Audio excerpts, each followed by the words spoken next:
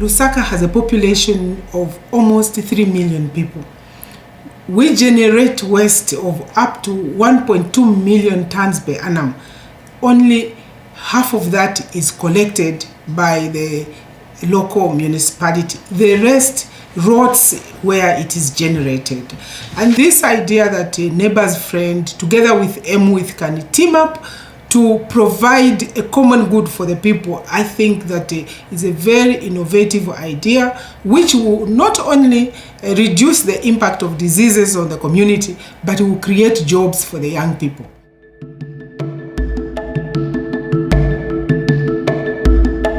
aimwith is a social equity marketplace for social and environmental impact.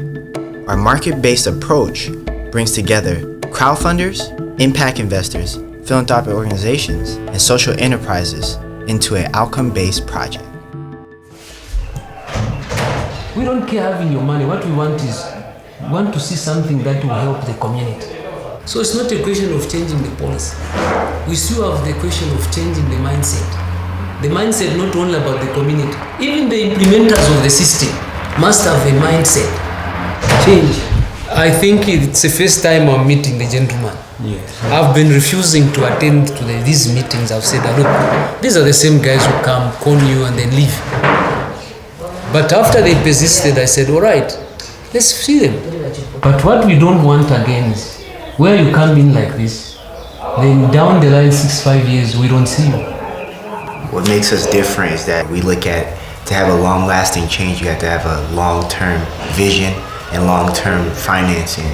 So what we hope to provide for neighbors, friends, is funding for a series of years. So I'm here to learn. I'm a student today. From our research in the communities, we have realized that some people have not taken it seriously, that waste is a problem in our communities, and waste can be used to raise the income for communities. And that's the reason why we are saying, with a backdrop of unemployment and all these other problems, when the youth component is involved in the whole process, the new people will be nurturing a generation that will be responsible for what you are doing today. If we can be well equipped ourselves, then that's when we can bring in the youth now. Most of the time, trucks are on, off, because there are only 2 trucks that are carrying these skip bins. And you fight for 4 months, you are not being serviced. And when you talk of, you can imagine, where does the waste go to? When you talk of tractors, you find 2, 3, instead of collecting 6 tons per day, you find you collect 3 tons, only 1 load, because it has to wait to another company there. You see, it's difficult. The transport here is the greatest challenge. And most of the youths, they shine at this kind of a job that we are doing. But when they look at the method, the transportation that we are using, it's quite cumbersome. We heard about the issue of transport. There are people who are using tractors, and there are people who are using the 15 cubic containers. The people who are using tractors are those who are nearer the dump site. And the 3/4 of the people are using the 15 cubic containers. So we're at one of the compounds now. These are kids in the community, and basically, if you can see out here, this is what they're playing amongst. The guy who runs this thing runs a community-based enterprise. Yeah. So what will happen is that he goes around these houses, collect monies from them. There's a general levy that he charges per household. Then these people begin to come and throw the trash in here. Then once this thing is full, he goes to pay to the council, who at a subsidized price, for the council to come and collect this and take it to the dump site. But either people are not paying for the service, therefore they are coming in the night to throw that. Then they are overwhelming him. He hasn't raised enough money for the council to come and collect. A few days ago, the council was just cleaning up this place. But the person who was cleaning up this place decides to leave some of the garbage right here. So it's more or less you going back into circles. You think you've sorted out a problem, but meantime you're creating another problem.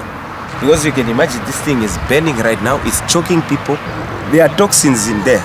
So somebody somewhere is getting sick as a result of this. I feel it right now. These kids play in this. Yeah, and the kids are playing around here. And out of 1,642 people that are within the catchment area, because of this lack of resources or tools to use, I'm still using the pushcart from 2005 up to now. I'm just trying to modernize now the system of the pushcart. I started with 2 wheels, now I've managed to make a 3 wheels. That has reduced labor. And this thing takes about 3 tons of waste. It requires 5 guys to push, which is tough. And if you're talking of the issue of youths to join, they are looking at their colleagues how they are struggling to push these pushcarts and to get that 350,000 that I'm paying them. I'm not even yet to the government minimum wage. You understand? But if only method could be changed or in where transport is concerned, I'm sure we can have a lot of youths. We have some of them, but not quite many of them. So if you look at a week that I collect, which is almost 5 days, isn't it? Yeah. You're talking of how much? That is 25 tons of waste that I'm supposed to collect from my area.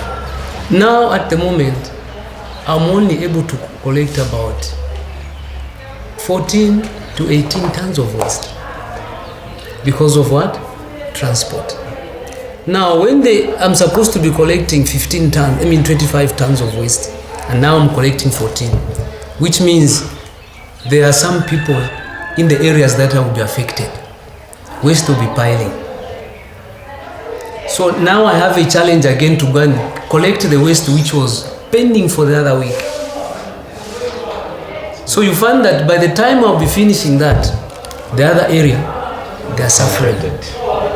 We have some compounds where really a problem of solid waste is a very big issue. Those are areas that every year, almost all year round, they have these cases coming out, diarrhea cases, be it cholera, dysentery, typhoid.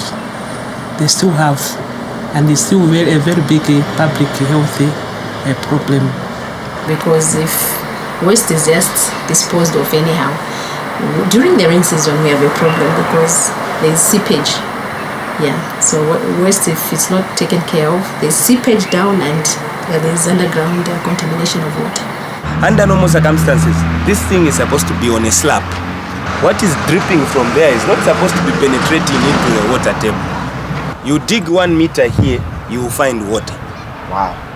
Because believe you me, these guys in the next place are drinking that water that is actually contaminated. Now, in my area, when it is rain season, the amount of waste increases. I collect 25 tons, I start now collecting 28 tons.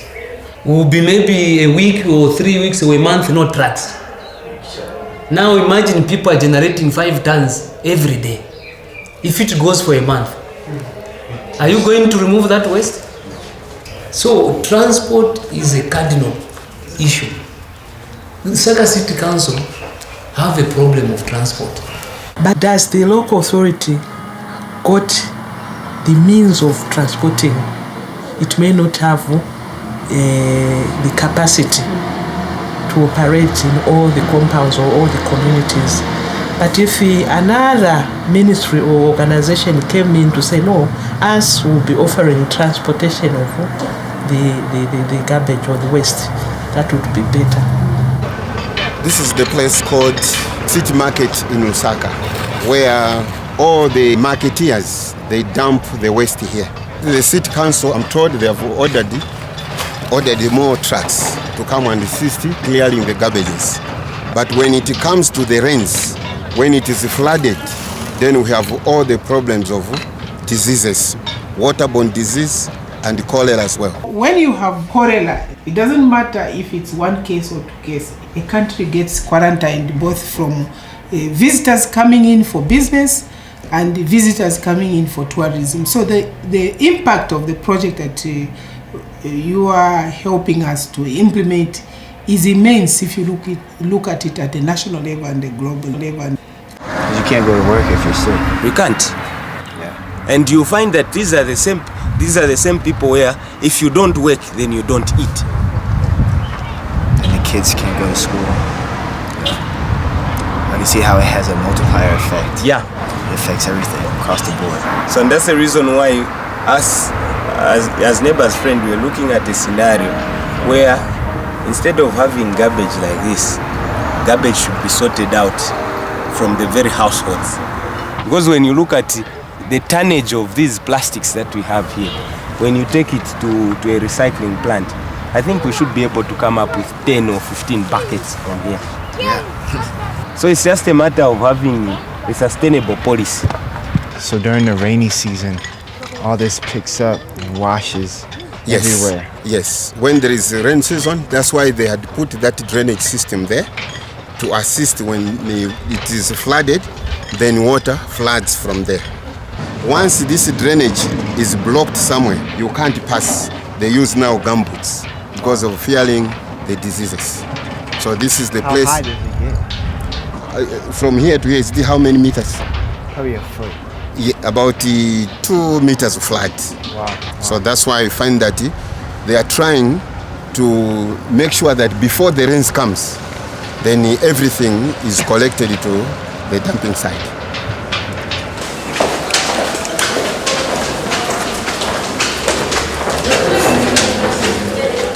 One, waste is very visible when it's not collected, and there's a lot of concern, especially during the rain season.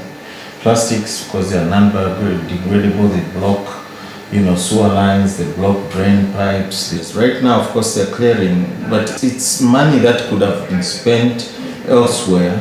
On prevention? Yes, prevention, because prevention is one of the key principles. If you can prevent something from happening, then you don't have to deal with the symptoms. Because one of our challenges also is funding for our operations. So some of the things that we have been trying to suggest to assist in recycling, there should be a value put on the empty bottle. And you find that in this country, there's no law that enforces you to put that mark, recycling mark. If you know you are paying for something, you look after it. Put a value on the empty bottle, say 20 cents, or if you bring this empty bottle clean, 20 cents will be paid on the spot, then you never see waste here. Yeah, those are some of the things we've been thinking. Welcome, Mr. Steve. This is one of the site offices of the LUSAKA City Council. It's called the Chunga landfill. This is where all the waste in the city comes to. As the vehicles come, we weigh them, and as they tip on their way, we weigh again just to get a rough estimate of the waste that is coming. So approximately we receive about 100 to 150 truckloads on a daily basis. That comprise of franchise contractors, ourselves, and other private vehicles. The government has bought us 120 bins. Okay. Yeah, for the Make Zambia Clean. Oh, yeah. Make LUSAKA Clean. So we've got 120. Skip bins? Skip bins, yes. But the Make Zambia Clean and Healthy campaign, we have about 10 of these trucks hired, and we are removing historical garbage because we still have garbage in the community which has been lying idle for a long time.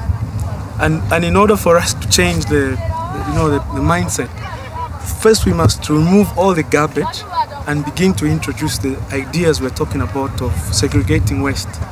And not only that, you see how much methane is coming out from here naturally. In our initial plan of this, we're supposed to produce our own electricity. I did some program in biogas technology in China, so I know what I'm talking about. Yeah, so we can produce electricity from here. Yeah, I definitely see a lot of opportunity here. You're explaining.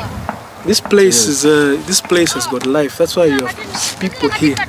There's a lot of material that is coming out from the community there that is still reusable. One of the greatest material that people are interested in here is the plastic and the metal. So it's like diamonds here. And the other challenge we have is people have not completely come to understand that waste is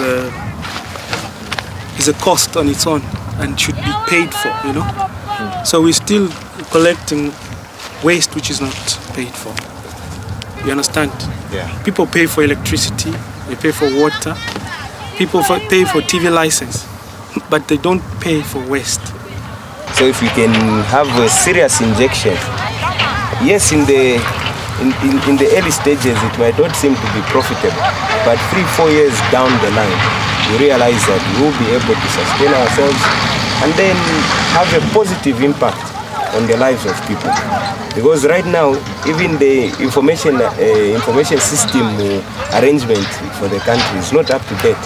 So it would be very difficult actually to get the information as to the actual impact of mismanaged waste, insofar as health is concerned and employment and all those figures. But you can see from what they are seeing that this plant is a source of livelihood to people. Yeah. And once harnessed, it will simply mean that the Workers' Compensation and Control Board Fund will be in place to ensure that anybody who's injured, who's negatively affected insofar as health is concerned, they find their way into the state system of being compensated as long as they get into formal employment. For now, all these toxins that are getting from here, nobody will be able to compensate. Yeah. So ultimately, once this is structured in such a way that it's able to bring in the necessary revenue with the necessary technology, with the necessary input in terms of capital, believe you me, it will have a lot of impact. You come 5 years down the line, this place might even be employing 1,000 people. We have a lot of money that is being spent on the issue of what? Waste. Because now even the government has realized, even politicians, that they are chewing money, the target is waste. But nothing is changing. Every month that money comes for waste. I don't see it. The councillor will just come in, tell people, no, you people gather waste somewhere there, I'll come and collect. Using the same money which is government's money. And this is what we are saying. Enough plunder in Africa. Because we don't see, they don't even involve us as stakeholders. You just find the truck is collecting and you tell you, oh, I've collected 60 million a day. Then I say, why don't you give me that 60 million? I would have even gone an extra mile by sweeping the road. We are now stuck because we haven't got enough resources. You will find that it is this department which has not been assisted with any funds to say, because we are geared, you can't get any loan to elevate ourselves. You see what I'm saying? So it's actually difficult for us. You see? Africa spends too much money on conferences. The money that you spend in conferences, if you bought a truck for us, it would do. Yes. 200 million on a conference. And that 200 million for me, I will help the community for the rest 5-7 years. Yes. I'm servicing them. Which means the money that I'll earn, I'll be able to pay my workers. You understand? The purpose of forming the association, we said, gentlemen, divided we fall, united we stand. Can we come together and see how we can fight this animal called waste? What's inspiring to me is that you guys haven't given up. You guys seem very optimistic. Though you're frustrated, you're very optimistic. I'm interested to hear more about the research and the data that you guys have. What are different metrics that you use and evaluations for figuring out what percentage of trash can be reduced if these transportation issues are fixed? Because at the end of it all, when all is said and done, we have to say, when we started the project, only 40% of the waste was going to the landfill. Now, because of this capitalization, maybe it reduces completely to 100%, meaning that our target is, if there are elements of disease and everything that come along with solid waste, then we want to see those figures getting to zero, because that component of solid waste that is causing those diseases has been sorted out. And then it will then be quantified to say if we would check how much does government spend on cholera prevention exercise. Then it will simply mean that all that money that goes into preparedness of disaster would be saved for other purposes. I'll take you to some place where people have built nice houses, but each household has got their own septic tank and soakaway within their yard. Then in the same yard, they also have a borehole. When the regulations are very clear to say you cannot have a borehole 100 meters away from a septic tank or any sewerage or soakaway arrangement. The danger of having a septic tank in one yard, it simply means that you have chemicals seeping through from your sewer, from your septic tank into the water table. And then the danger is that a person who has such a facility has actually a borehole within the same vicinity. Can you explain to me exactly what a borehole is? They draw water from the borehole. It pumps water. Some have even put overhead tanks. Because the service provider does not provide water in that particular area. So people have to move in to drill boreholes, access water from the groundwater. So within one small area, you find that if there are 20 houses, then you have 20 boreholes. And everybody have got their own septic tank. So now you can imagine the impact that thing has on the water table within that jurisdiction. It might take long, but the cycle eventually needs to be broken. Most of the education that we've been giving on our people to ensure safe, clean water, they need either to boil the water. Now again, we are looking at how are they going to boil their water? Where do they get the energy? Because also energy is another problem. People will use the charcoal, and the charcoal also is costly. Those who have electricity also is costly. But however, we advise them to boil their drinking water before they use. Secondly, they need to chlorinate their water. We work with some organizations, non-governmental organizations, so that we ensure that the water they are using to wash their vegetables, to drink, is safe. And then those who are digging pit latrines is to advise them to dig their pit latrines away from the source of water and deeper, so that they do not contaminate their drinking water. Because we have a lot of programs that we implement at community level together with health promotion. For instance, the door-to-door health campaign has helped us. Door-to-door, you go, each door you knock, you talk to people about the dangers and how they can prevent diseases and how they can avoid and resort to safer ways of disposing their waste. Not only waste, there are so many issues, but it's one of the methods that we use. Also organize some drama groups, those who can depict the situation the way it is.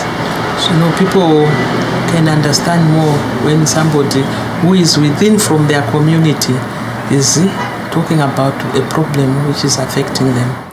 We are in garden compound where we are in the vicinity of the sewerage ponds. This is where our sewer from most part of Lusaka is supposed to be treated. Unfortunately, it's not treated. But once this thing is full, there's a spillage of this waste into a stream down there. Then downstream, this same water that is coming, and untreated water from here, is being used as a source of drinking water and the agricultural water. Wow. So that poses a great risk to the people. So when it flows over, what do they just let the water overflow? No, there's a pipe somewhere which allows the liquid part of the waste to flow out. But downstream, this same water is used for drinking and for farming purposes. So this water is coming from all directions. This whole place is waterlogged. And the entire source of this water are the ponds, the storage ponds. And you can see the garbage around here, solid waste. But when you get downstream, this same water, some people will be using it for washing. And drinking. Some people will dig a well just adjacent to the stream and begin to use that as drinking water. So that is how bad when waste is not managed in appropriate manner. where does this eventually go? Downstream. Yeah, where is it going? It joins the Werere stream, which joins into Chongwe River. And Chongwe River, at some point, joins into Kafue River, which joins into Zambezi River. We are here downstream from the source of this water, and you can see where this water is coming. Now some people are using it. The brother there is cleaning a carpet using the same water, and he's also cleaning up his brother using the same water that we have seen its source. But the biggest problem is that you've got no way out. President Obama says this is a choiceless choice, where you saying yes, the water is dirty, but do I have an alternative? Titamwansa is one of the workers that have been contracted to clean the drainage. Remember, this is the same drainage that is taking water to where we are from. These guys would today work, but tomorrow they find the people that have dumped their waste in the same drainage that they are cleaning. So it's not just a matter of cleaning, but also making sure that people don't continue to do the same things that they're doing. Generally, what they are saying is that there's some bit of education that is being put across to say, can you stop doing what you're doing? But more needs to be done for these people to stop doing what they are doing. During the day, there is no record of anybody throwing their waste in the drainage. But when these guys knock off, later in the evenings, people decide to then come and dump the waste into the drainage. Otherwise, people end up doing the same job January to December if people are not sensitized to say. And that's where we are saying people now have to learn to pay for the service, waste management service. They'll appreciate it. Yeah. Yes. As the situation is, this is creating a pond of water here, and the result of that is this place becomes a breeding ground for mosquitoes. They themselves, they themselves are the ones that will get sick at the end of the day. Those are basically the problems that these people find around here. Wow. Ziko mkwambili. Tapita Mwansa. Okay. Bakiri inama ilo futi baponyeramo bakiri na so sichoneka bwinera futi sichipasa ulemu. What she's saying is that the people that dump the garbage in there mostly do not stay nearby the drainage.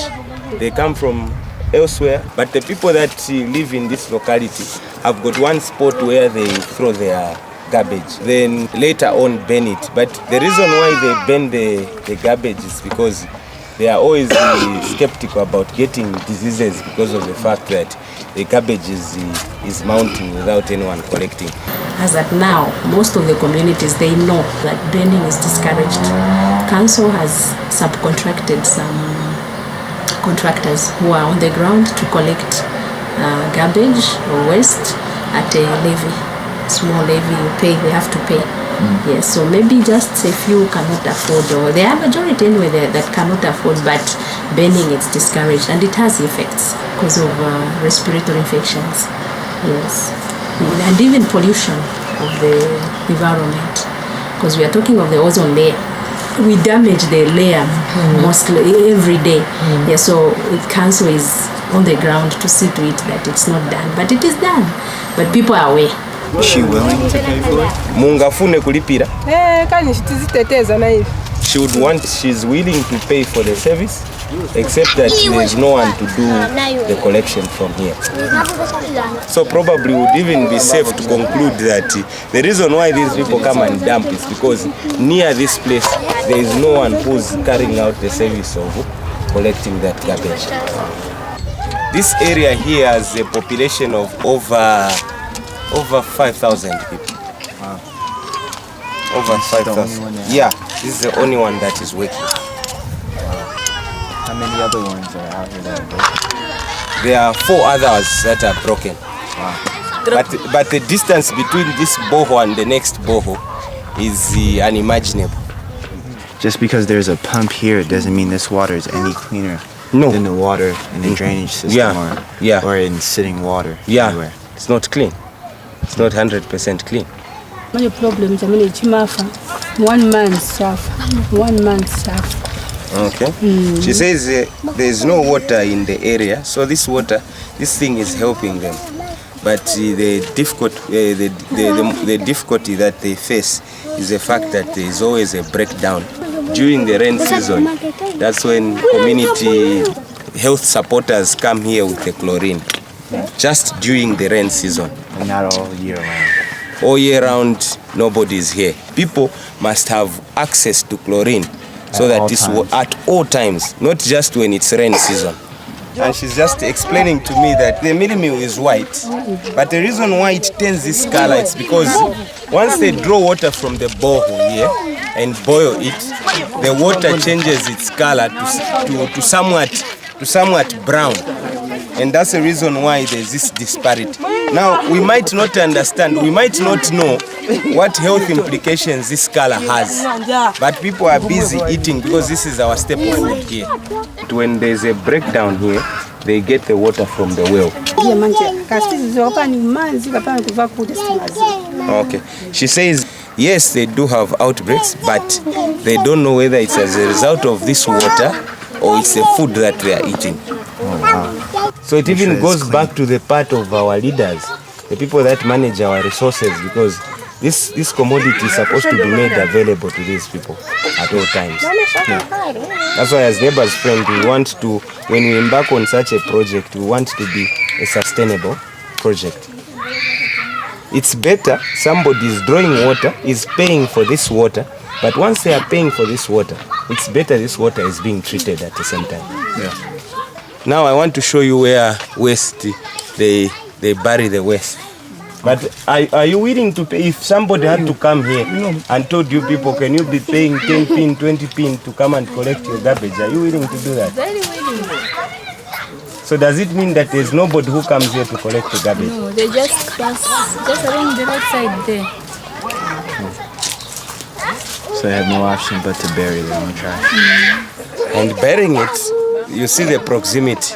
I'm saying the impact that this project is going to have is going to be great, because it will be an eye-opener even to the authorities to say, if they are planning, if there is a settlement that is coming up, if people are to dig boreholes, then there must be sewer network where you know that all fecal matter is being disposed of elsewhere or being treated elsewhere.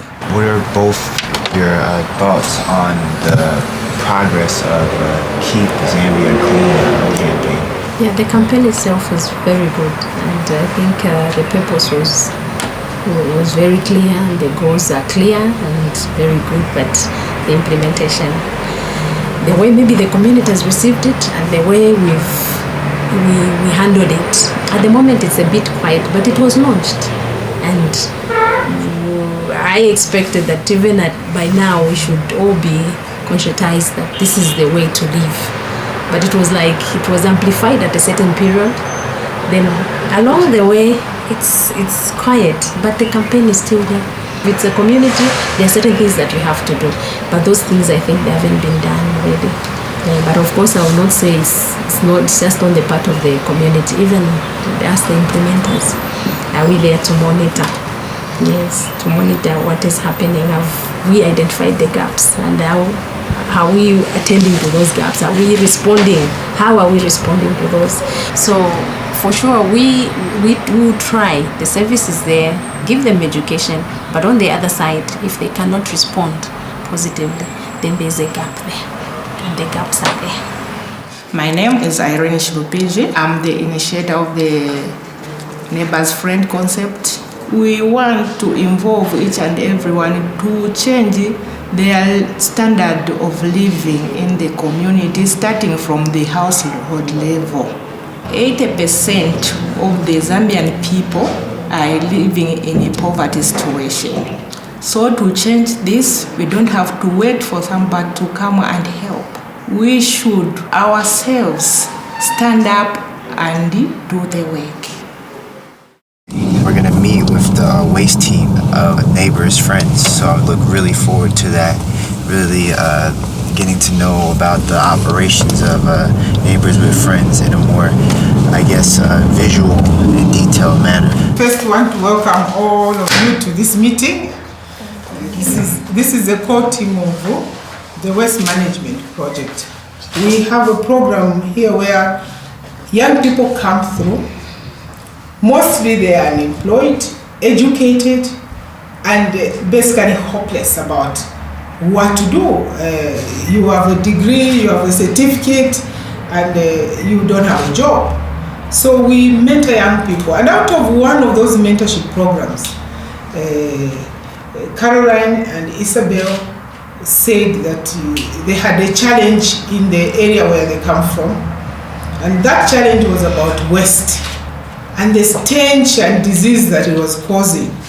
And through our continuous mentorship and discussion, the project on waste management was born.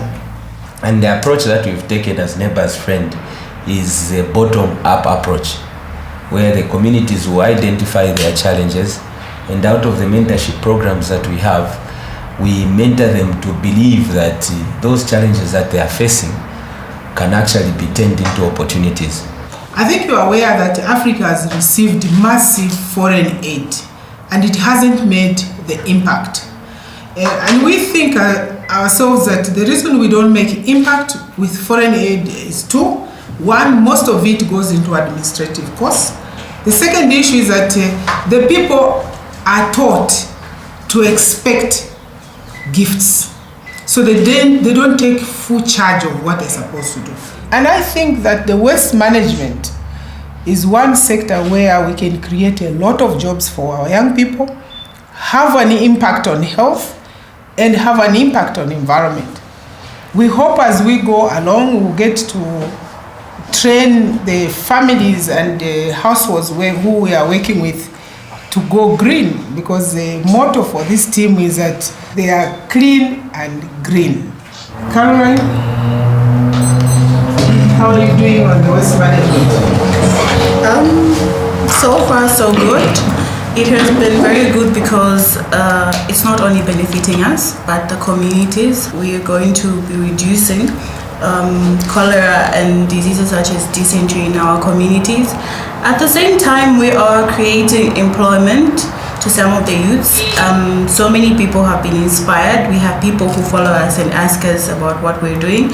And it has been very great because at the end of the day, people are going to be inspired and they'll have something to do and will not wait for jobs out there. So we'll be creating jobs in different ways. And we've actually started with an area called Obama. I'm sure we'll be going there with you on Friday. You take a look at what we're doing. Christabel? I come from my area. There's too much garbage. And so I just thought of, cleaning this country. We, the youths, are the leaders. If we don't do anything about it, who is going to do that? It's not all about having a white-collar job like she always says. You can do anything in life. It's not about that. And the job that we're doing is a very good job. It's rare to see us youths, especially girls, waking, carrying, those black bags. It's not easy, but it's a very good job. I really learned a lot, and I'm just hoping you guys will be interested to work with us and see how we're doing it here. Yeah, we'll be there. Everybody in this room volunteers their time. There's no one who is on the salary. It starts with the young people. When you invest in the young people, you're investing in the future. It's a concept that we need to tell our people around the world that no one can come and improve your lot but yourselves. But however, outside help must come to supplement. And to the extent that this is not a donation that we're looking for social equity partners. I think that there's a perfect fit between aimwith and ourselves. I think the sole purpose of this meeting is for our colleagues from aimwith to appreciate the fact that we are not working as shadows. Everything that you see, there are people that are behind it. The waste management project, right now it's in its incubation stage, and we haven't got so many people that we've employed, but come next week, we are having a training of about 100 youths that will be trained in solid waste management, and we have partners on board like the Lusaka City Council that will be coming with their people to do the training. We also have the Finnish embassy through they've subcontracted a company called PMTC to oversee this fund that is going to assist us train these youths. And this is not the only group. We have other people. We wanted you to meet the core group of the project. Behind them, they have almost 200 support groups in each location, whom they've gone out and trained together with the council. It's, I think, exciting. The Minister of Environment in South Africa was on a platform, I think a month ago, and said, unless young people get into waste management, where we think there will be more jobs than any other sectors, because we are generating a lot of garbage. We can do recycling, we can make construction material from waste. There's a lot that we can do. We can make energy from the waste. And the council luckily is saying to us that if we can organize ourselves, even the garbage dump, they will listen to us for us to assist them recycle it. So I think the future is bright. Anyone who is looking for investment in Africa, I think the waste management sector is one area where investments must be done. They will definitely get a return. With or without poverty, garbage is always generated on a daily basis. This is a sector which is new and is growing, and no one has tapped into it. We are very, very proud to have young people on board, and personally for me, I think it's the most fulfilling task that I've had to do to get young people off the concept that they must wake up to go to an office and look for a job, but to dress in an overall and say, today I am going to collect garbage. I find it very, very fulfilling. Do you have any expectations from the team? Wow. Other than what you've seen from the community, any expectations? I think you guys are reaching for the stars and you're gonna grab them. I think what you guys are doing is great, and I feel honored to partner up with you guys, because I think that's the special thing about what I'm trying to do with aimwith, is that I'm saying all stakeholders need to come to the table and play to their strengths. Because I feel that when we let this out to the world, it's gonna spread, because you guys are doing something so unique. And what I really like about it is that it's really empowering women. But ultimately, what will make me happy, my measure of success, is that impact that we're all trying to drive and give to the community. We hope that we can grow to run this company globally.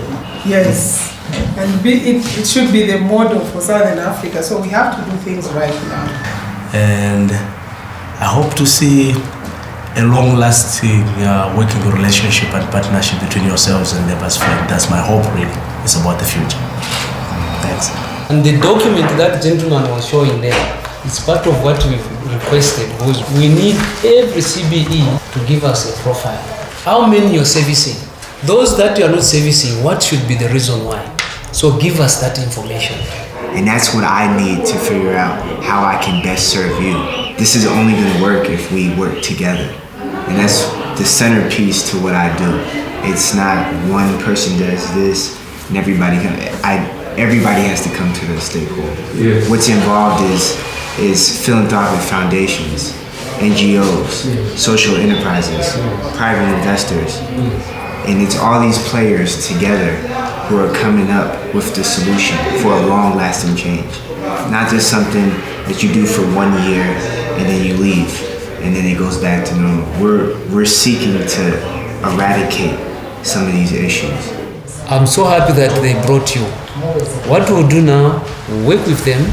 Whatever information you request, we are ready to provide for your sake.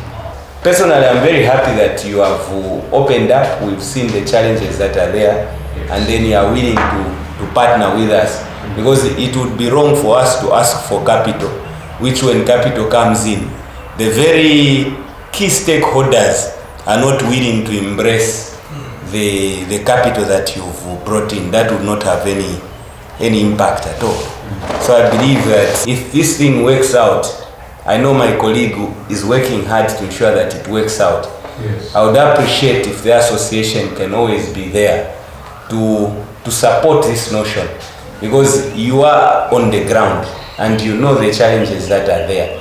This time, it's tight with them. That's the assurance I can give you. We'll be tight with them. Whatever resources you spend, we'll make sure that the people benefits. We don't want to see people driving Prados on the money that people seek for them. Yeah. We have seen this. I want him to drive a genuine car, which he has worked for. Okay? By organizing us, even if he drives, I'll say, look, guy, this guy made this change. So, Bwana Mkubwa, I've heard. You are welcome. Thank you so But much. remember, yes, this is a tight program. Yeah. Thank you very much. It's day 7. It's our last full day here. Kind of bittersweet. It was a very insightful experience, and I feel even more motivated to move forward and really make this project happen. So we're heading off to the Obama compound, where we're meeting up with neighbors, friends, and seeing how they conduct their operations. So you see, Stephen, most of the people are not used to putting their rubbish or garbage in the plastic bag, so we have to offload each time.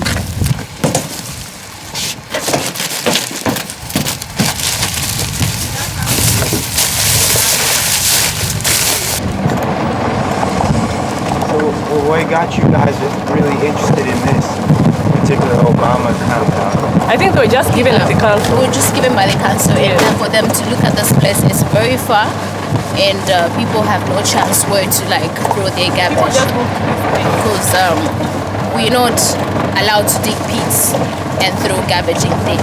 So that's why they just brought us here to work with these people to see how it's going to be. That's how we came here. Wow. But there's also another place that we've been given. It's in Mutendere, but it's very far. We haven't gone in yet.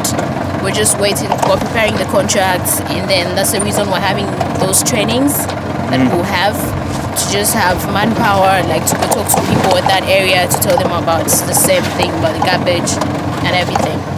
Yeah.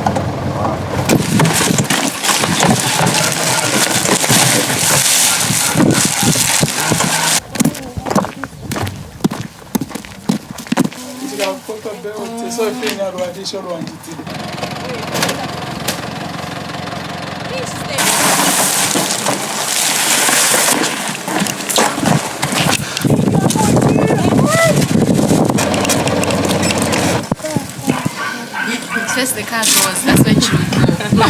We go together to work for you.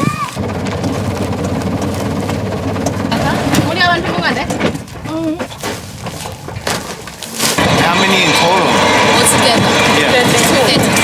32. How long does it usually take you?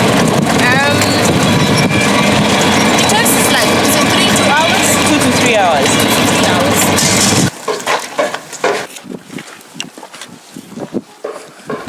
Neighbors Friends is convenient. They're always there on time.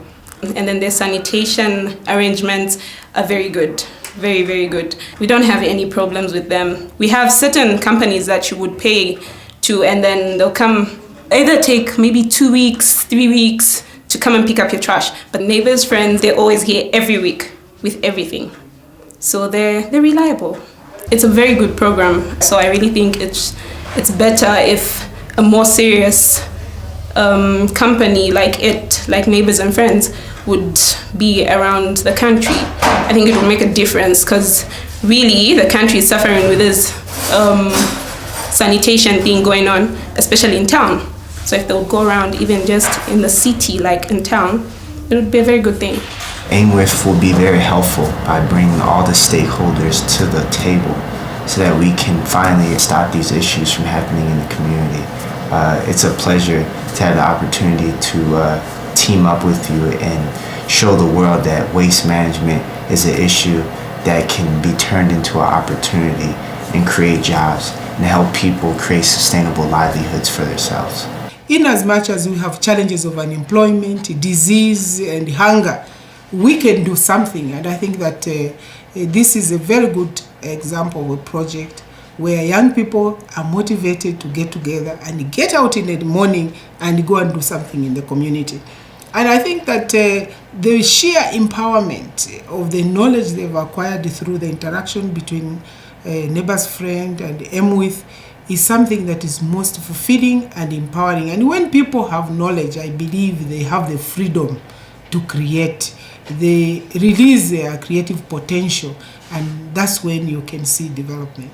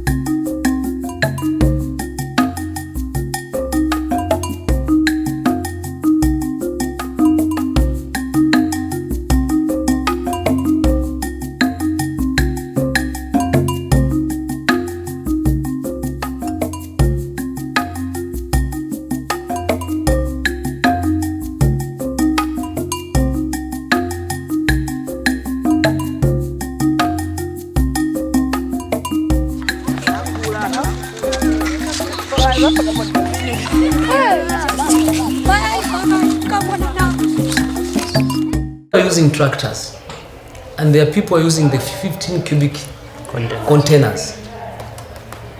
The people are using tractors are those who are nearer the dump site, and the 3/4 of the people are using the 15 cubic containers. So we're at one of the compounds now. These are kids of the community, and basically, if you can see out here, this is what they're playing amongst. The guy who runs this thing runs a community-based enterprise. Yeah. So what will happen is that he goes around these houses, collect monies from them. There's a general levy that he charges per household. Then these people begin to come and throw the trash in here. Then once this thing is full, he goes to pay to the council, who at a subsidized price for the council to come and collect this and take it to the dump site. But either people are not paying for the service, therefore they are coming in the night to throw that. Then they are overwhelming him. He hasn't raised enough money for the council to come and collect. A few days ago, the council was just cleaning up this place. But the person who was cleaning up this place decides to leave some of the garbage right here. So it's more or less you going back in 2 seconds. You think you've...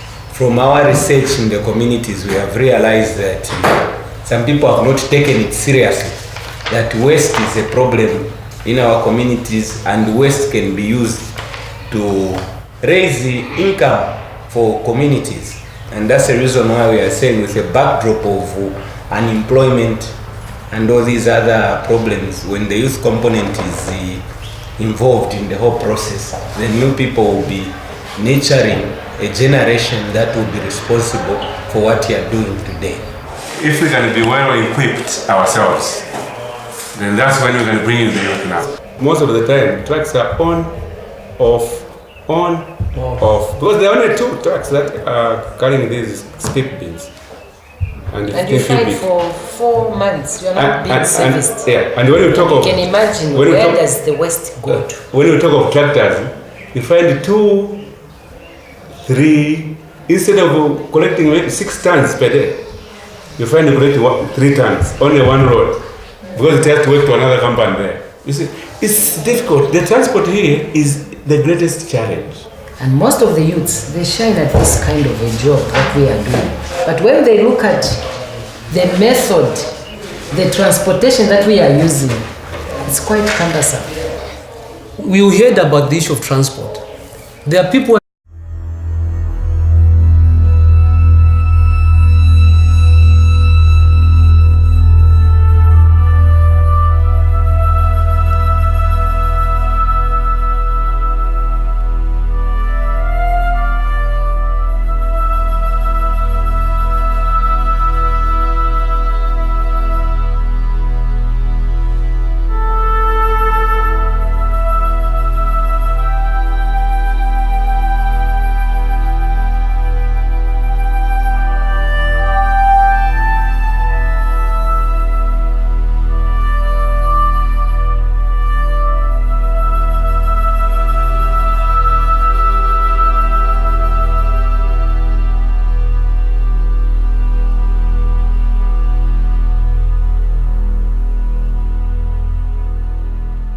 LUSAKA has a population of almost 3 million people.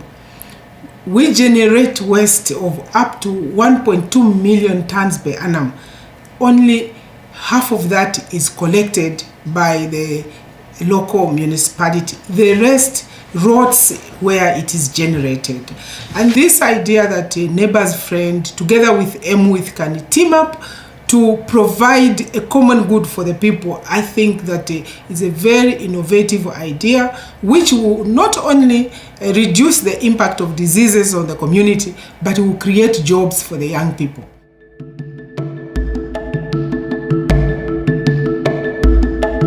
aimwith is a social equity marketplace for social and environmental impact.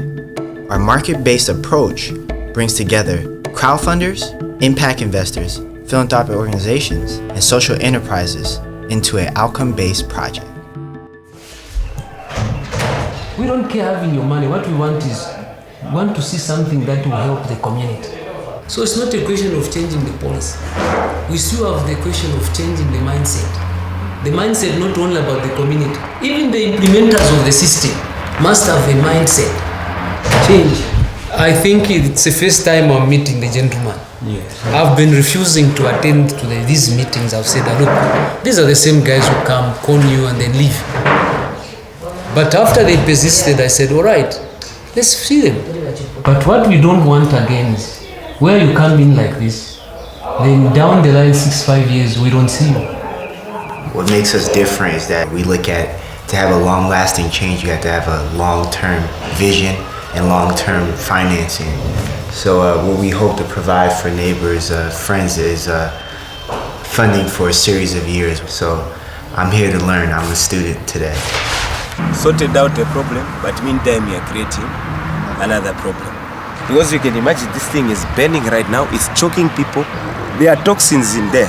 So somebody somewhere is getting sick as a result of this. I feel it right now. These kids playing this. Yeah, and the kids are playing around here.